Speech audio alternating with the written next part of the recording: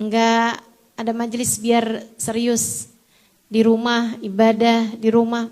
Habis selesai Ramadan, habis selesai Lebaran, nyambung lagi. Karena ngerjainnya lillah. Ada yang meninggal dari keluarga, kita berduka cita, tapi habis selesai nyambung lagi. Terus begitu, sesuatu kalau dikerjakannya lillah. Akan tetapi sesuatu yang dikerjakannya bukan karena Allah, hanya untuk sekedar bangga-banggaan, hanya untuk sekedar biar dikenal orang, hanya untuk sekedar kepengenan-kepengenan yang sifatnya duniawi, yang qata. Semuanya bakalan putus. Wang fasal, dan dia tidak akan berkelanjutan. Bakalan berhenti, bakalan gagal, bakalan punya akhir yang tidak bagus. Karenanya kita ini mesti ngerjain apa-apaan nanya. Terus introspeksi, terus muhasabah. Cari-cari tahu sebenarnya tujuannya mau buat apa. Sebab mau kecil mau besar, kalau bukan karena Allah, hanya akan berjumpa dengan kegagalan, hanya akan berjumpa dengan kekecewaan. Bahkan nikah, kalau tujuannya bukan karena Allah, bukan karena Rasulullah, bukan karena ingin melaksanakan perintah Allah, bukan karena ingin mengikuti sunnahnya Rasulullah, tujuannya hanya karena ya gitulah. Entah cinta apa orang sebutnya, cinta monyet. Padahal sih bukan monyet juga ya. Ustazah bukan, kita bukan cinta monyet, cinta mati. Cintanya hilang tinggal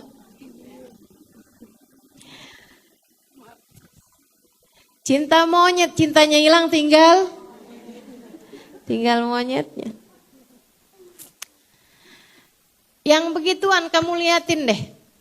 Liatin aja. Maka nali ghairillah, apapun dikerjakan enggak karena Allah, enggak karena Rasulullah, hanya akan berjumpa dengan kecewa. Udah cukup pengalaman hidup orang lain dan pengalaman hidupmu sendiri mengajarkan hal itu. Ngerjain apa-apaan bukan karena Allah, percuma. Ini dunia nih. Gimana pula dengan akhirat? Bener banget katanya Nabi Muhammad sallallahu alaihi wasallam, innamal a'malu binniyat wa innamal likulli imri'in ma nawa. Segala perbuatan tergantung dari niatnya, setiap orang hanya akan diberi sesuai dengan niatnya. Faman kanat hijratuhu ilallahi wa rasulih. Siapa yang hijrahnya karena Allah, karena Rasulullah. Ini termasuk hijrah nih, termasuk ibadah apapun aja. Semuanya tuh kayak gitu. Prinsipnya kayak gitu. Maka nalillah. Sesuatu kalau dikerjakannya karena Allah, karena Rasulullah. Fahijratuhu ilallahi wa rasulih. Maka dia bakalan dapat dari Allah, bakalan dapat dari Rasulullah. Dapat rahmatnya Allah, dapat syafaatnya Rasulullah. Ketemu sama ma'rifat kepada Allah, ketemu sama cintanya Nabi Muhammad. Tapi sesuatu yang enggak karena Allah dan Rasulnya, wa man kanat hijratuhu lidunya. Siapa yang ngerjain apa-apa urusannya cuman dunia. Melulu dunia. Pikirannya cuman berkisar antara angka aja. Sama suaminya, kalau suaminya lagi transfer baik. Kalau suaminya lagi ngasih-ngasih sama dia, baik bener sama suaminya, senyum lebar. Servis menyenangkan gitu ya, bintang 5 semua. Tapi kalau udah suaminya lagi enggak banyak ngasih, suaminya lagi di tanggal-tanggal tua, boro-boro bintang 5, yang ada bintang 7, bikin pusing. Kenapa gitu? Itu tadi nih, karena urusannya urusan li ghairillah, bukan karena Allah, melainkan karena dunia. bakalan gak seimbang, bakalan labil terus-terusan. Kalau kamu mengerjakan apapun li ghairillah, bukan karena Allah, bukan karena Rasulullah. Apa aja. Bahkan kamu tahajud, kenapa tuh? Biar tanah cepet laku.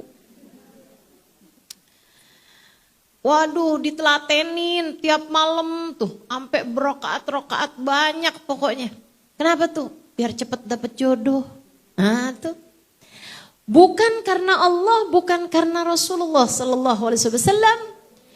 Akan tetapi untuk mendapatkan dunia, yusibuha au imra'atin yang kihuha, atau untuk tujuan urusan jodoh tadi tuh. Pengen dapat jodoh, pengen dapat cintanya manusia. Kata Nabi Muhammad, fahijratuhu ila ma hajara ilaih. Dia hanya dapat pahalanya atau dapat balasannya dari tujuannya tersebut itu aja. Kalau dapat. Kalau nggak dapat, jangan salahin siapa-siapa juga. Itu Allah kalau sampai kamu punya tujuan ingin mendapatkan dunia dan Allah nggak kasih dunianya. Kamu pengen tujuan dapetin cintanya manusia dan Allah nggak kasih cinta manusianya. Itu Allah lagi ngajarin sama kamu. Liatin, kalau bukan karena aku, kecewa kan kamu? Liatin. Makanya ada banyak istri-istri bilang, kurang apa saya? Saya udah ngerjain segalanya buat dia. Masih juga nyantol janda belakang rumah. Aduh. Li ghairillah. Apa-apaan kalau bukan karena Allah, bukan karena Rasulullah, percuma. Tapi sebaliknya, kalau karena Allah, karena Rasulullah, yang kecil jadi banyak, yang sedikit jadi bukit. Kalau sesuatunya kamu mengerjakan karena Allah, karena Rasulnya, kamu kerjain aja. Biarkan Allah Subhanahu wa ta'ala yang menjadikan sesuatu tersebut bermanfaat. Membawa hasil tujuannya tersebut dunia maupun akhirat. Itu yang saya lihatin dari kisah kehidupan para sahabat Nabi besar Muhammad Sallallahu alaihi wa ala alihi wasallam. Yang ngerjain apapun buat Nabi Muhammad. Yang nyari apapun buat jalan cintanya kepada Allah dan Rasulnya. Gak ada yang pernah kecewa, teman-teman. Tidak ada yang pernah kecewa. Meskipun susah-susah di awal, meskipun penuh perjuangan, nangis-nangis, berdarah-darah, susah setengah mati di awal, tapi karena lillahi war rasul, karena Allah dan Rasulnya, tidak akan berujung kecewa. Tidak ada yang berujung kecewa.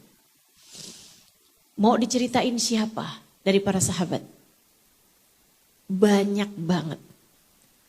Yang paling panjang deh perjuangannya Sayyidina Salman Al-Farisi.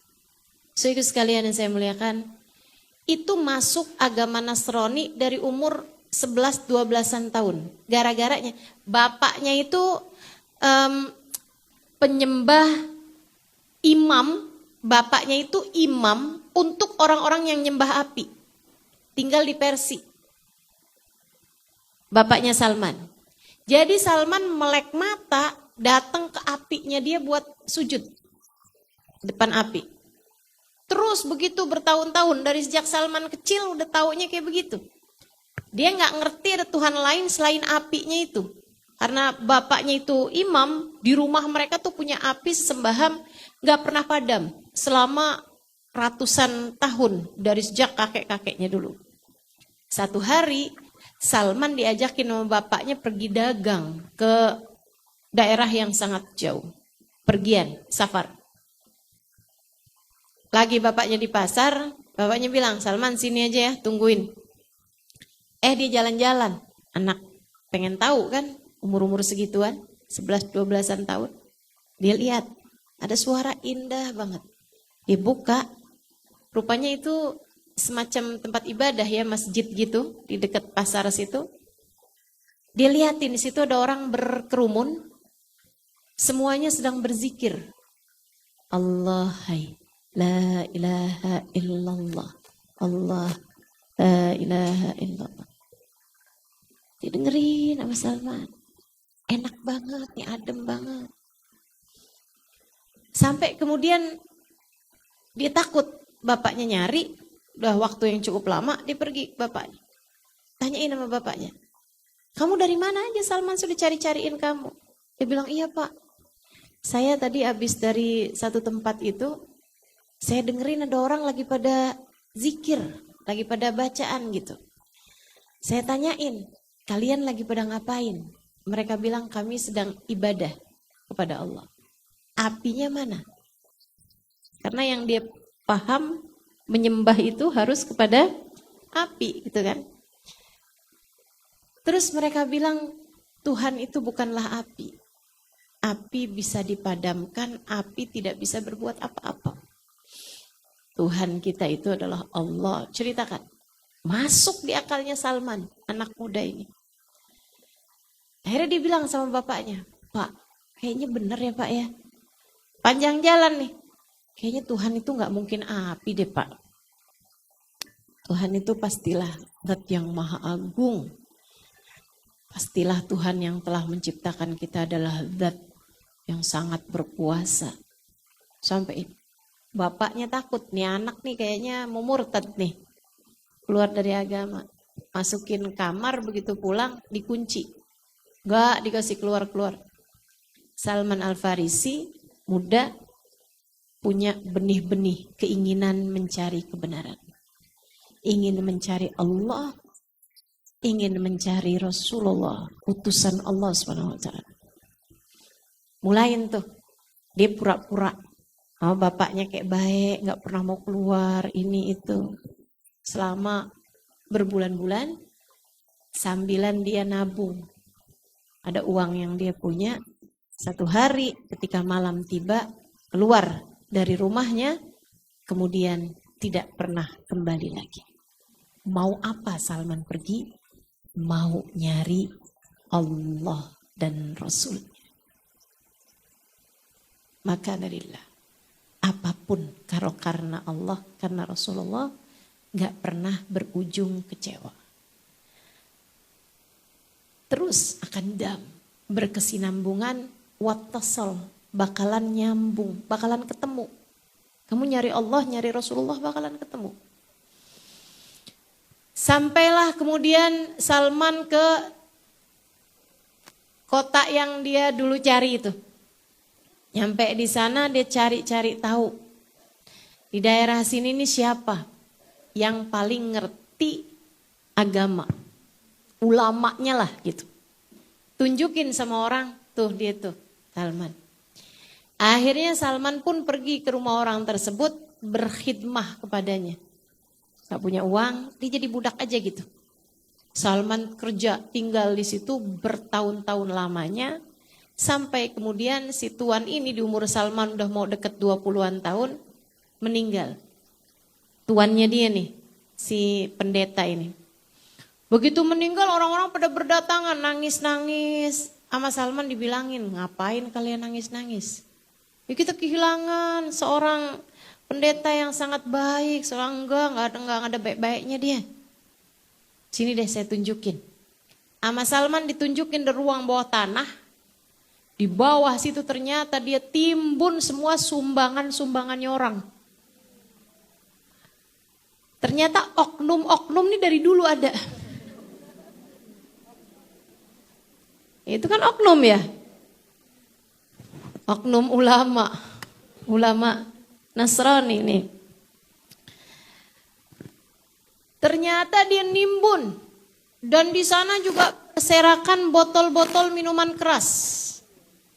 Jadi rupanya dia ngajakin orang kepada kebaikan akan tetapi dianya sendiri tidak melaksanakannya.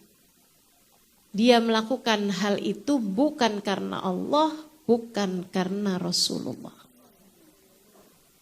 Nabi Musa, Nabi Isa, enggak karena mengikuti jalannya nabi-nabi yang terdahulu, tidak pula karena Allah Subhanahu wa taala, hanya karena urusan dunia. Ketahuannya pas waktu udah meninggal dunia. Waduh, kecewa mereka. Kecewa.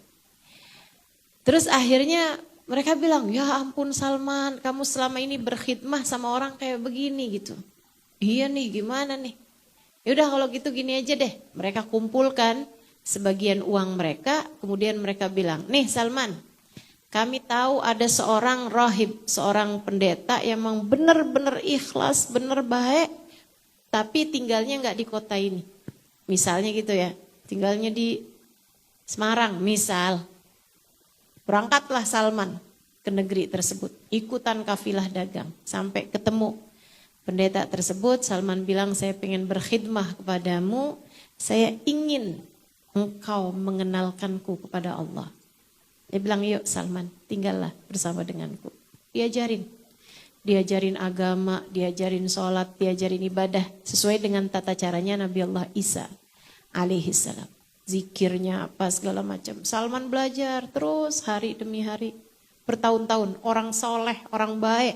Salman benar-benar sayang sama dia. Tapi orang ini juga udah tua. Beberapa tahun kemudian sakit. Dia bilang, "Salman, saya nih kayaknya bentaran lagi nih meninggal dunia Salman. Tapi saya sayang sama kamu nak. Silahkan kamu pergi bawa surat saya nih ketemu sama pendeta Fulan bin Fulan. Dia itu adalah salah satu dari orang-orang baik, berkhidmahlah kepadanya." Dikasih uang buat perjalanan. Salman pun begitu dia meninggal dunia, udah berapa hari sesudah berduka, Salman berangkat ke kota lain lagi. Ikut lagi sama pendeta itu sampai pendeta itu meninggal dunia juga. Kemudian datang lagi ke pendeta yang terakhir ini. Salman pun berkhidmat kepadanya sampai bertahun-tahun. Nih umur Salman udah di atas 30-an. Gak kepikir buat nikah, gak kepikir buat apa. Udah nyari Allah aja udah dalam hidupnya Salman. Sampai si pendeta ini pun juga sudah masuki usia yang sangat senja. Kemudian pendeta itu bilang, "Salman, saya sebenarnya kepengen mengutus kamu ke orang lain lagi. Tapi saya kasih tahu Salman, sekarang ini yang saya kenal sudah tidak ada lagi." Zaman itu ya, sudah tidak ada lagi pendeta yang ikhlas, yang hanya mencari Allah dan Rasulnya. Hanya mencari Allah, mengikuti jalan Rasul Nabi Allah Isa alaihissalam. Dari yang saya kenal udah gak ada lagi. Tapi tenang aja nak, sekarang ini sudah waktunya terutus Nabi akhir zaman. Saya akan bawakan buat kamu sejumlah uang. Carilah Nabi tersebut. Tunggulah Nabi tersebut. Cari di daerah yang punya pohon kurma. Dikasih taunya cuman gitu doang coba. Walaupun kita tahu pohon kurma gak ada di Indonesia. Tapi kan masa dikasih tahu alamat kayak kota kayak gitu ya. Negara kayak gitu enggak. Cuman dikasih tahu bahwa itu adalah daerah yang punya pohon kurma. Ibu-ibu Amerika juga punya kurma. Kurma apa tuh namanya? Majol. Itu kan dari Amerika ya. Untung aja Salman gak perginya ke Amerika tuh Bu. Dikasih taunya cuma negara yang punya pohon kurma. Akan tetapi itu dia masalahnya. Saudara sekalian, masalahnya Salman ngerjainnya lillah. Apapun tuh kalau karena Allah, karena Rasulullah, dapat. Yang ittasal, dama wattasal, bakalan langgeng dan ittasal, bakal ketemu. Terus dikasih tahu sama pendetanya, nanti kalau kamu ketemu sama dia, saya kasih tahu dia punya 3 ciri. 1, nggak makan dari sedekah. 2, dia mau makan dari hadiah. Yang ketiga, di bawah lehernya sini, bagian belakang ada cap kenabian, khatamun nubuwah. Ibu-ibu jangan tidur, saya dongengin ya. Ini kayak udah mulain.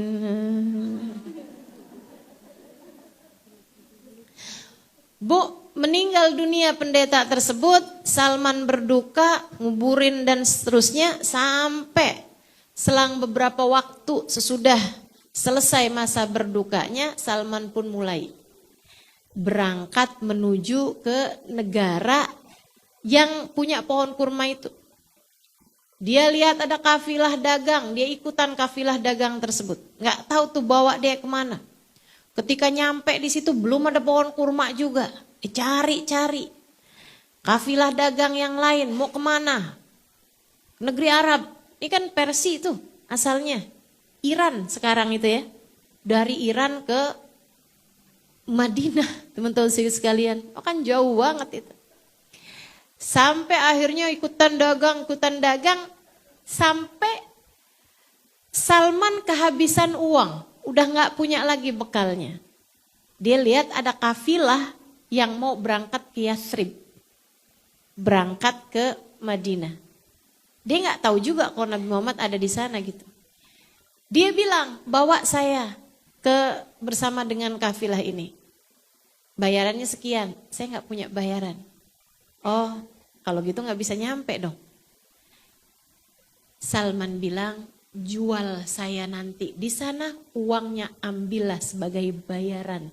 Kamu menghantarkan saya ke sana. Berkorban sampai jual diri. Ini Salman nih. Nyari Allah, nyari Nabi akhir zaman Muhammad sallallahu alaihi wasallam. Nyari seseorang yang bisa menghantarkannya kepada Allah. Nyari seseorang yang bisa membawanya kepada Allah. Sampai mau menjual dirinya untuk itu. Rasa yang luar biasa. Ini Allah ngelihat kayak begini gimana mau disia-siain sama Allah. Niatnya itu loh. Yang membawa Salman, memotivasi Salman sampai mau-maunya. Menjual dirinya. So ikut sekalian, akankah kira-kiranya Allah menyia-nyiakan beliau? Enggak. Demikian pula kalau Allah lihat hati kamu. Yang dicari Allah, yang dicari Rasulullah. Yang dipengenin rahmatnya Allah, yang dipengenin cintanya Nabi Muhammad. Dapat, dikasih. Kalau kamu ngerasa, kok saya belum dikasih juga ya? Ya niatnya aja tuh liatin. Belum sungguh-sungguh sepertinya kita. Kalau sungguh-sungguh bakalan dapat. Salman kemudian berhari-hari ikutan kafilah tersebut. Sampai satu hari Salman melek mata di dalam kafilah tersebut. Dan di sanalah dia melihat pohon kurma berjejer di sepanjang jalan. Baru lihat kurmanya aja, Salman udah membuncah hatinya.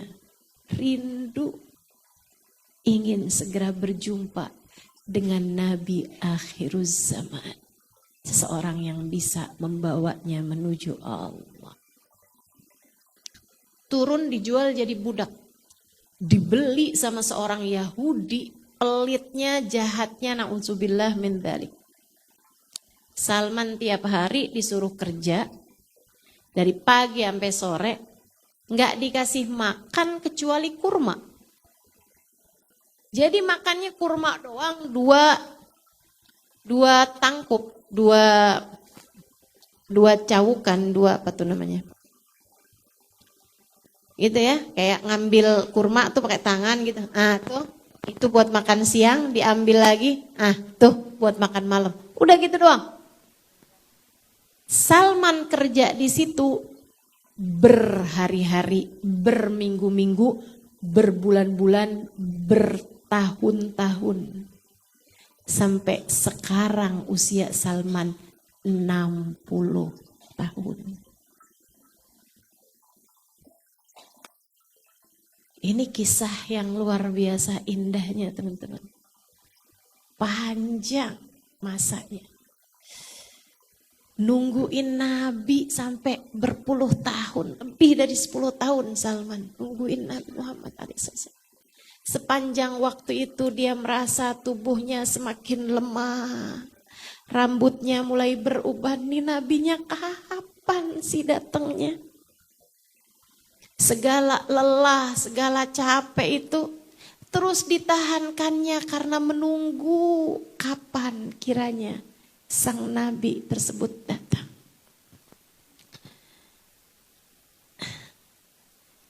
Satu hari Salman lagi ada di pohon kurmanya. Lagi benerin, masangin jala-jala kayak gitulah di buah kurma. Ada majikannya di bawahnya. Tiba-tiba anaknya majikan tersebut datang dengan lari-lari. Ya abata, bapak. Nabi yang ditunggu-tunggu katanya udah datang. Nabi yang ditunggu-tunggu orang-orang tuh katanya udah datang. Salman merosot dari pohonnya. Di pohon kurma di atas itu. Apa kamu bilang? Majikannya bilang, apa kamu? Naik lagi. Salman naik lagi ke atas, kemudian dicurinya dengar.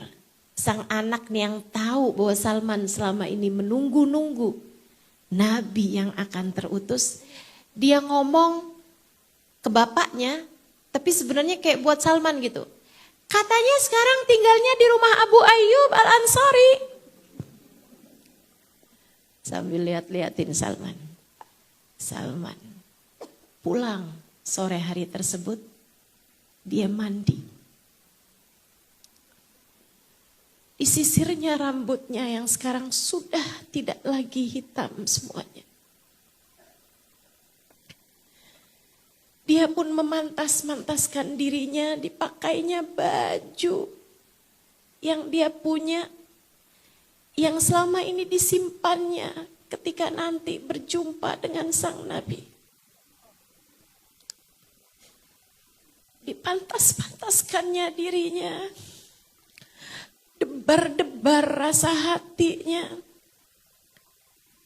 Ya Allah, setelah ribuan purnama, akankah pada akhirnya aku berjumpa? Dari waktu siang tadi, kurma yang diberikan, dia makan hanya sebagian. Begitu pula dengan kurma yang malam, dia makan hanya sebagian. Sisanya yang banyak, dia bawa itu.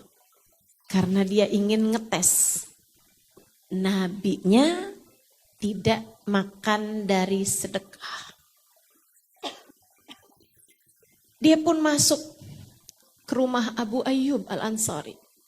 Dilihatnya ada banyak sahabat-sahabat yang berdatangan, dia tunggu aja. Sampai ketika orang-orang sudah mulai pulang. Dia pun mulai masuk, dilihatnya. Itukah dia orangnya? Wajahnya bercahaya. Rasanya ingin dia segera berlari dan memeluk laki-laki tersebut. Tapi dia ingat apa yang disampaikan oleh sang pendeta terakhir. Ujilah dia, wahai Salman. Maka ketika Salman melihat sudah hanya sedikit orang di sana, Salman pun maju sampai kemudian dia berada di hadapan Nabi Muhammad. Ya Rasulullah, ini adalah kurma sedekah wahai Rasulullah. Ini adalah kurma sedekah untukmu wahai Rasulullah. Dia tidak makan dari sedekah. Salman kemudian seperti terlihat keluar, akan tetapi dia tidak keluar. Dia hanya pergi menjauh. Kemudian dari kejauhan diperhatikannya Nabi Muhammad SAW.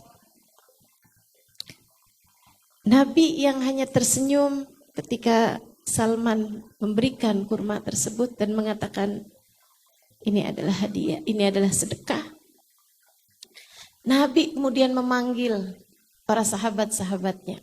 Nabi buka hadiah tersebut, ternyata adalah kurma. Nabi kemudian berkata kepada para sahabat-sahabatnya, makanlah, makanlah. Nabi bilang, ini adalah sedekah dan saya tidak makan dari sedekah. Salman tersenyum dari tempatnya berdiri. Dia pun pulang dengan bibir yang terus-terusan tersenyum, hati yang berbunga-bunga. Penantianku sekian lama terjawab sudah. Keesokan harinya, Salman bekerja dengan penuh sukacita. Hari itu, jatah makan siangnya, kurma tersebut, dia makan hanya yang jelek-jeleknya dan disisakan kurma yang bagus-bagusnya. Dia bersihkan kurma tersebut yang bagus-bagusnya. Hari ini dia akan memberikan hadiah kepada Nabi Muhammad yang dikabarkan Nabi Muhammad berkenan makan dari hadiah. Malam harinya pun juga begitu. Salman mandi kembali, kemudian dibawalah kurma-kurma yang bagus-bagus yang dia punya hari itu. Dia pun kembali menunggu sampai orang-orang agak sedikit berkurang. Dia kemudian menjumpai Nabi Muhammad dan berkata, ya Rasulullah, ini kurma hadiah saya untukmu, wahai Rasulullah. Nabi Muhammad menjawab, jazakallah khair. Terima kasih, semoga Allah membalasmu dengan segala kebaikan.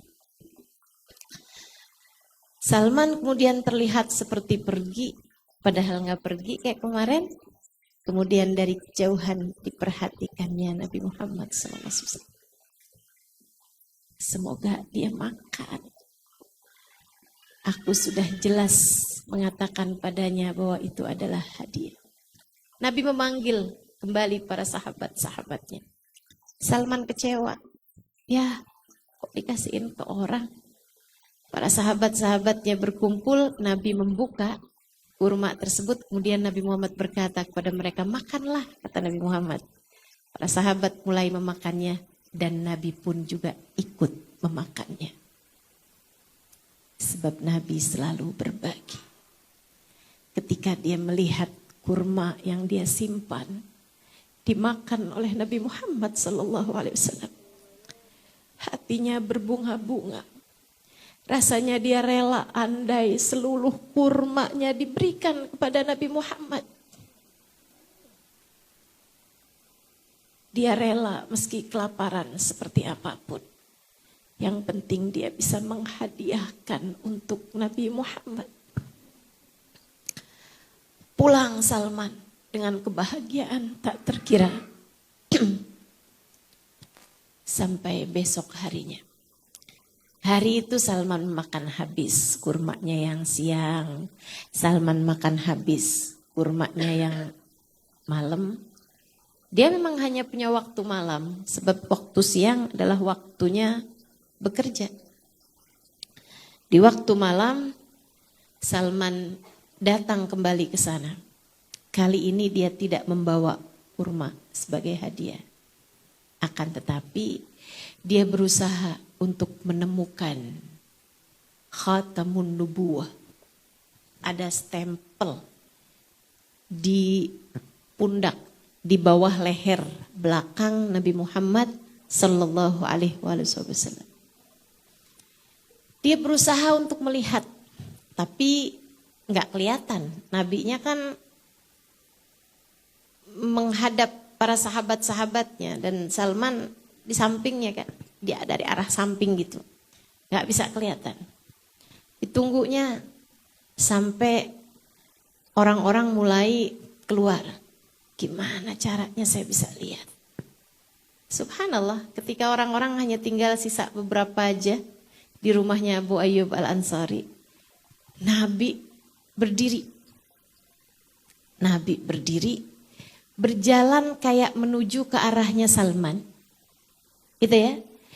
Begitu udah deket sama arahnya Salman, Nabi Muhammad berbalik sehingga Salman berada di belakang Nabi Muhammad SAW. Saat itulah Nabi menarik bajunya dari belakang. Nabi gini ini, tarik bajunya dari belakang sehingga tampak jelaslah khatamun nubuwah, stempel kenabian yang ada di bawah leher belakang Nabi Muhammad sallallahu alaihi wasallam, di pundak Nabi Muhammad sallallahu alaihi wasallam. Salman melihat dengan jelas di jarak hanya sekitar 2 meter dari tempat dia duduk, membuatnya tak lagi sadar. Salman berdiri secara spontan, ia berjalan menuju Nabi Muhammad. Kemudian begitu sampai di hadapan Nabi Muhammad sallallahu alaihi wasallam, dia perhatikan khatamun nubuwah tersebut sampai di jarak hanya beberapa senti saja. Ketika dia sudah melihatnya dengan nyata, ia pun kemudian memeluk Nabi Muhammad sallallahu alaihi wasallam dan ia menangis terisak-isak sambil memeluk baginda Rasulullah Muhammad sallallahu alaihi wasallam. Dia mengatakan, telah panjang masaku menunggumu wahai Rasulullah.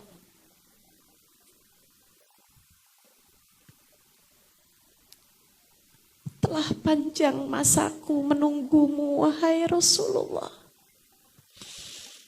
Telah lama waktuku mencarimu wahai Rasulullah.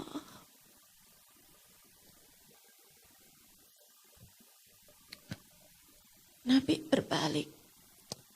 Diperhatikannya wajah Salman yang terus-terusan menangis. Kemudian sesudah tangisnya reda, Nabi duduk dan Nabi berkata padanya, ceritakanlah kisahmu. Salman pun mulai bercerita dari sejak awalnya. Nabi bahkan memanggil para sahabat-sahabatnya yang lain, kemudian berkata, dengarkanlah, dia punya kisah yang sangat menarik untuk kalian semua dengar. Salman pun bercerita kepada mereka tentang penantiannya kepada baginda Nabi besar Muhammad sallallahu alaihi wasallam. Nabi kemudian bertanya padanya, Salman, siapakah majikanmu tersebut? Disebutkan namanya, seorang Yahudi yang sangat kejam, seorang Yahudi yang sangat jahat. Kata Nabi, besok hari kemarilah dan panggillah tuanmu tersebut. Besok harinya Salman datang dengan tuannya. Kemudian Nabi Muhammad berkata padanya, juallah Salman untukku. Dia kayaknya karena ngerasa Nabi ini sayang banget nih sama budak saya, sengaja kan. Orang kalau pikirannya dunia kan gitu tuh. Kalau ada orang perlu, orang butuh malah sengaja dimahal-mahalin. Dia bilang, maaf saya nggak jual. Kalau kamu mau beli dia, saya hanya menjualnya dengan sepenuh mangkok baskom emas dan 100 pohon kurma yang siap dipanen tahun depan. Kata Nabi, baiklah, datanglah esok hari. Aku akan membeli Salman dari. Saudaraku sekalian, kenapa sama Allah dikasih harganya itu semahal itu? Buat ngajarin kita bahwasanya iman jauh lebih berharga daripada apapun. Saya kok baca-baca ceritanya Bilal bin Rabah juga mahal. Ini sekarang Salman juga mahal. Kayak Allah lagi mau ngasih tahu gitu. Sebab bagiku keimanan tak bisa dibayar dengan apapun. Sebab bagiku hati yang penuh cinta kepada kekasihku Muhammad begitu berharga lebih daripada apapun. Nabi berkata kepada para sahabatnya, kumpulkanlah apa yang kalian bisa kumpulkan di tempat ini. Maksudnya emas, dinar, uang emas gitu. Sahabat berduyun-duyun. Orang Ansor, ini Nabi itu sampai suka puji orang Ansor. Kata Nabi Muhammad, ya Allah kasih rahmat sama sahabat-sahabat saya orang Madinah ini orang Ansor. Kau lagi disuruh sumbangan, kau lagi disuruh ngumpul-ngumpulin pada cepet banget. Kalau lagi mau dibagi-bagi pada jarang banget kelihatan. Keren sih ini. Keren. Kalau urusannya bagi-bagi, nih Nabi mau bagi-bagi harta rampasan perang. Itu sahabat Ansor gak pada kelihatan. Orang Madinah tuh gak pada kelihatan. Tapi kalau urusannya, ini saya lagi perlu ini. Semuanya pada berdatangan. Iya Rasul, saya Rasul. Dari saya Rasul, dari saya Rasul. Termasuk waktu Nabi mau bebasin Salman ini. Semua perempuan-perempuan pada ngelepasin cincin mereka, taruhin di situ. Pada ngelepasin gelang, kalung, segala macam.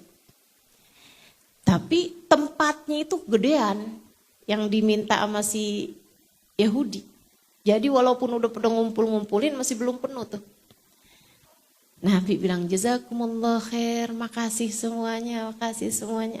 Habis itu Nabi taruhin tangannya di emas tersebut. Zet, naik sampai penuh emasnya. Sebenarnya kan, kalau Nabi mau, Nabi tinggal ngambil aja batu, kayak diubah Nabi jadi emas. Apa susahnya? Tapi kenapa kok Nabi pakai minta sumbangan? Iya biar orang pada punya pahala. Biar semuanya bisa ikut serta ketika Salman kemudian ada dalam Islam bersama Nabi Muhammad. Maka semua kebaikan-kebaikan Salman, mereka yang ikut serta nyumbang pembebasannya Salman, ikut serta dapat pahalanya. Itu maksud Nabi Muhammad sallallahu alaihi wa ala alihi wasallam. Sebenarnya kan orang yang enggak punya misalnya, atau orang-orang yang lagi belajar yang enggak punya, Allah kalau mau cukupkan, cukupkan. Bisa banget. Akan tapi Allah Subhanahu wa taala meminta kita untuk bersedekah biar setiap kebaikan yang dia lakukan kamu ikut serta juga dapat pahalanya. Abah, umi saya dan orang-orang yang dulu ikut menyekolahkan saya, ini setiap kali saya ngajar mereka ikut dapat pahalanya. Banyak apa enggak tuh kira-kira?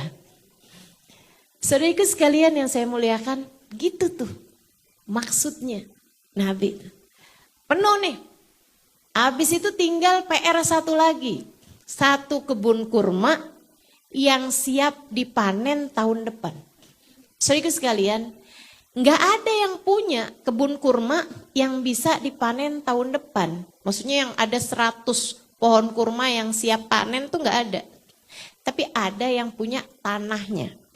Nabi kemudian bilang, kalau gitu bisakah kalian mencarikan untukku bibit-bibit kurma. Jadi pohon kurma tapi yang kecil-kecil tuh ya. 100 ada Rasul. Dicarikan tuh. Carikan. Besok harinya Nabi Muhammad sallallahu alaihi wasallam menanam pohon tersebut satu demi satu. Gak mau dibantuin sama siapapun. Nabi sendiri. Nanam. Jadi tuh sahabat cuman dikasih boleh nggalinya doang. Habis nggali, Nabi yang ngambil tuh pohon, ditanam sama Nabi, taruhin tanah-tanahnya. Dah satu, doain sama Nabi Muhammad. Satunya lagi, Nabi digaliin, Nabi ambil lagi, Nabi taruh, tutupin. Sampai waktu itu lagi musim panas, mereka tuh sampai melihat keringat Nabi Muhammad sallallahu alaihi wasallam membuat baju yang beliau kenakan sampai basah dengan keringat beliau. Sahabat sampai pada yang, apakah kita bantuin apa nabinya? Abu Bakar bantuin dong, gak berani. Yaudah kalau gitu tutupin aja deh biar saya yang bantuin. Kata Sayyidina Umar bin Khattab. Jadi dari 100 pohon tersebut ada satu pohon yang ditanam sama Umar bin Khattab. Ditutupin sama Sayyidina Abu Bakar, nggak tega gitu. Melihat Nabi Muhammad sendirian gitu, satu doang pohonnya. Kata Nabi Muhammad, nanti tahun depan semua pohon tersebut sudah akan berbuah. Percayalah saya. Udah tuh, akhirnya dia pun melepas Salman. Salman pun bebas, jadi punyanya Nabi besar Muhammad sallallahu alaihi wasallam. Nabi kemudian membebaskannya dari perbudakan. Tahun depannya semua pohonnya sudah sungguh-sungguh berbuah kecuali satu pohon yang ditanam sama Umar bin Khattab. Kata Nabi, ini kok bisa satu, ini pendek sendirian nih. Kok belum berbuah nih sendirian nih. Siapa yang nanam, kata Nabi Muhammad. Kata Sayyidina Umar, saya si Rasul tapi yang nyuruh Abu Bakar. Nabi kemudian memegang pohon tersebut dan dia pun berbuah keesokan harinya. Oh, Nabi Muhammad SAW. Apa juga bisa. Allah tuh kalau sama Nabi Muhammad tuh kayak yang buat kamu apa sih yang enggak Muhammad gitu. Apapun yang diinginkan Nabi Muhammad SAW. Tapi dari sini kita bisa tahu gitu. Nabi tuh ngebela pecintanya sampai segitu. Makanya seperti yang tadi saya sampaikan. Kamu kalau ngerjain apapun buat Allah, buat Rasulnya gak bakalan kecewa. Karena Nabi ngerti caranya balas budi. Nabi orang yang paling paham caranya berterima kasih. Nabi membalas berkali-kali lipat. Setiap kebaikan, setiap apapun yang kamu lakukan buat baginda Nabi besar Muhammad sallallahu alaihi wasallam. Terus apa kemuliaan yang berhasil didapatkan Salman? Satu hari sesudah perang Khandaq, itu Salman ngusulin dibikinin parit. Katanya waktu saya di negeri saya tuh di Persia, kita tuh kalau negeri kita mau didatengin pasukan musuh, kita bikin parit. Jadi orang-orang udah pada jatuh tuh ke parit itu. Jadi akhirnya kita bisa menang. Oh, usul yang baik, kata Nabi Muhammad. Diterima tuh usulnya. Mereka menggali parit di sepanjang jalan menuju kota Madinah. Islam menang. Pasukan Islam menang dengan gilang gemilang menghadapi pasukan kafir Quraisy. Pada senang orang. Siapa sih itu yang usul? Oh, Salman Al-Farisi. Itu usianya 60 tahun teman-teman saudaraku sekalian. Habis selesai perang, semua orang tuh pada kayak seneng semua sama Salman. Salman dielulukan, dianggap sebagai pahlawan di perang Khandaq. Terus mereka pun berdebat. Satu hari ini ada kumpulan sahabat Ansor sama sahabat Muhajirin. Sahabat yang asli Mekah sama sahabat yang memang asli Madinah. Katanya orang-orang Mekah, Salman tuh kan sebenarnya bukan orang Madinah. Berarti Salman tuh termasuknya Muhajirin. Dia kan hijrah dari Persia ke sini. Berarti kan Salman tuh kan kayak kita juga nih. Orang-orang yang hijrah datang ke sini. Katanya orang Madinah, ya gak bisa gitu dong. Waktu Nabi Muhammad datang kan Salmannya udah tinggal di sini. Berarti kan dia orang Madinah. Ya gak bisa, kan aslinya tetap dihitung aslinya. Aslinya kan gak dari sini. Berarti termasuknya kan Muhajirin. Oh, hitungannya kan saat Nabi Muhammad hijrah. Dia tuh termasuk yang nyambut Nabi, apa termasuk yang hijrah di masa-masa itu? Kan dia termasuk yang nyambut Nabi Muhammad, dong dia udah tinggal di sini berapa lama. Jadi berdebat nih antara Muhajirin sama Ansor, dua-duanya sama-sama menginginkan Salman termasuk kelompok. Sampai Nabi Muhammad lewat. Kata Nabi Muhammad, ma tahaddatstum bih. Kalian lagi ngobrolin apaan sih? Salman Rasul, Salmannya ada di situ. Salman nih Rasul. Ahwa minal muhajirin aminal ansar. Salman ini sebenarnya muhajirin apa ansar? Karena dia kan gak dari Madinah, tapi dia juga bukan dari Mekah, wahai Rasulullah. Nabi tersenyum sambil lihat Salman. Kemudian Nabi Muhammad berucap satu ucapan. Bagi Salman ia lebih baik daripada dunia dan isi-isinya. Nabi mengucapkan satu ucapan. Bagi Salman lebih indah daripada surga Firdaus sekalipun. Apa kata Nabi Muhammad? Salman minna ahlal bait. Salman minna ahlal bait. Salman adalah bagian dari kami. Salman adalah keluargaku. Salman bagian, bukan dari Ansor, bukan dari Muhajirin. Salman adalah bagian dariku. Salman adalah keluargaku. Sejak hari itu, Nabi kalau bepergian bersama dengan keluarganya, Salman ada di antara mereka. Saudaraku sekalian, cinta berbalas dengan cinta yang tak terkira. Rindu kepada Nabi Muhammad berbalas dengan kerinduan yang jauh lebih besar. Apa yang dilakukan Salman? Dibalas Allah SWT dengan kebersamaan dengan baginda. Nabi tanya, waktu Salman awal masuk Islam, kata Nabi Muhammad, berapa umurmu wahai Salman? Dia jawab, umur saya 60 tahun wahai Rasulullah. Tenang Salman, umurmu akan dipanjangkan Allah. Sehingga kamu akan berada dalam Islam sepanjang umurmu sebelum berjumpa denganku.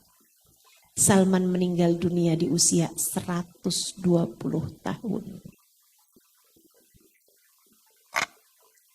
Apapun untuk Allah dan Rasulnya, Allah terima dan akan menjadi panjang, akan menjadi berkelanjutan. Wattasal dan bakalan ketemu. Kamu nyari rahmatnya Allah, bakalan ketemu. Kamu nyari cintanya Nabi Muhammad, bakalan ketemu. Tapi kalau yang kamu cari adalah cinta seorang manusia, jika yang kamu cari habis-habisan bahkan ugal-ugalan, mencintaimu wahai fulan dengan ugal-ugalan. Bahasa anak zaman sekarang ya. Itu kalau bukan buat Nabi Muhammad. Jangan salahin siapa-siapa jika ugal-ugalanmu akan berakhir dengan kegagalan. Gak usah segitunya nyari cinta manusia. Gak usah segitunya nyari harta habis-habisan. Gak usah segitunya nyari pandangan manusia. Gak usah segitunya. Kalau ada yang mau kamu lakukan dengan ugal-ugalan, lakukan. Buat nyari ridha Allah, lakukan. Buat nyari Nabi Muhammad. Gak apa-apa capek-capek buat Nabi Muhammad. Gak apa-apa begadang-begadang buat Nabi Muhammad. Gak apa-apa habis-habisan buat Nabi Muhammad.